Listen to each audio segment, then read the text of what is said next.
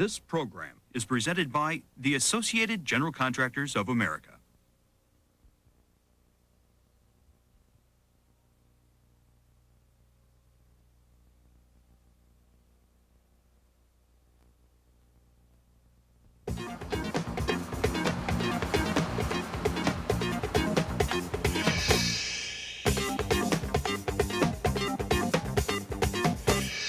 Scaffolding. No matter what your job on a construction site, chances are, at some point, you'll be up on a scaffold. Maybe several stories up. If ever there was a time to be especially concerned about safety, this is it. First of all, the law requires that no scaffold be erected, moved, dismantled, or altered except under proper supervision. The footing or anchorage for the scaffold must be sound, rigid, and capable of carrying at least the maximum intended load without settling or displacement. Never use unstable objects such as barrels, boxes, loose bricks, etc. to support scaffolds or planks. All wooden planking must be scaffold-approved grade and in good condition. Planking should extend at least 6 inches and not more than 12 inches over the end supports. If they're too short, they can accidentally be displaced. If they're too long, they may tip and fall.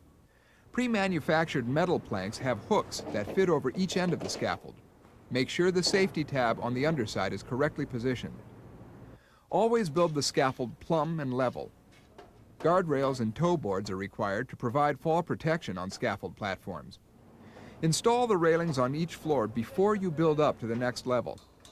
Use all the required bracing and accessories. Freestanding scaffolds must be securely tied or guyed to the structure according to manufacturers and applicable state and federal regulations.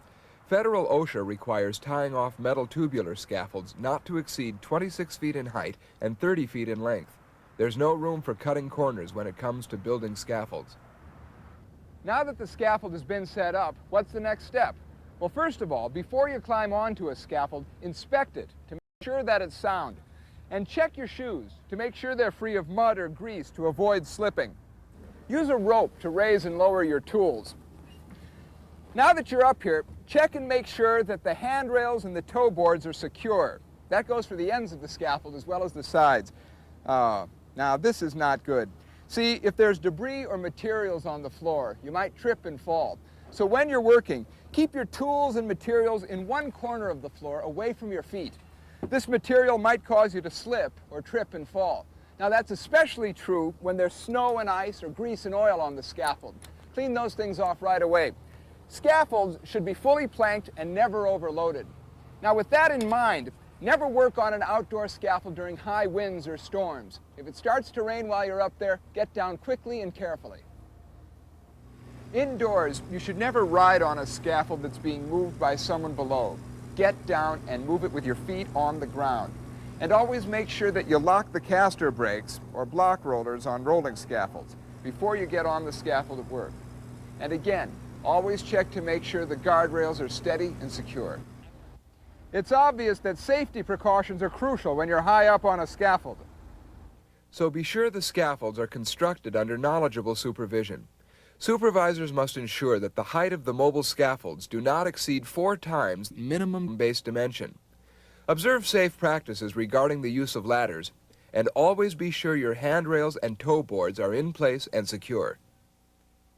Scaffolding can help make your job easier and safer by providing a flat, stable surface to work on, but only if you observe all the safety regulations. Use only approved and inspected equipment. Don't ever take shortcuts with scaffolding. The risks to you and your coworkers just aren't worth it.